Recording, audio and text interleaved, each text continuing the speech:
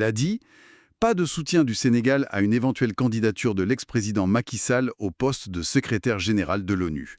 C'est clair, net et précis. Ah oui, ça c'est une prise de position diplomatique forte. Très forte même. Ça marque une rupture nette. Oui, clairement.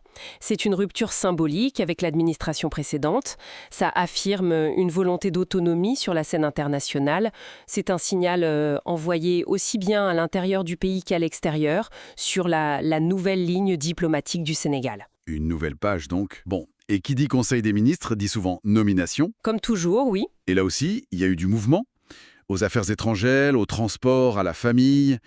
On voit arriver des figures comme le général Amadou Ken, Ababacar Fall. L'objectif qui est annoncé, c'est renforcer la performance administrative.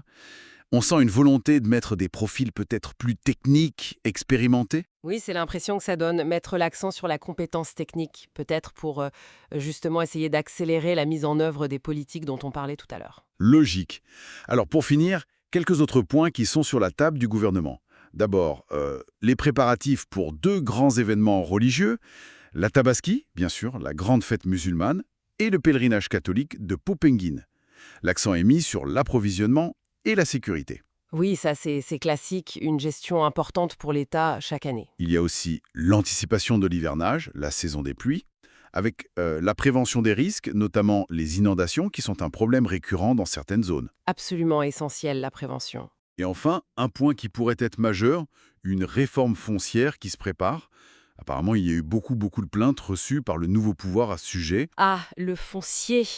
Oui, si cette réforme est confirmée et qu'elle va au fond des choses, ça pourrait être le chantier le plus explosif de tous.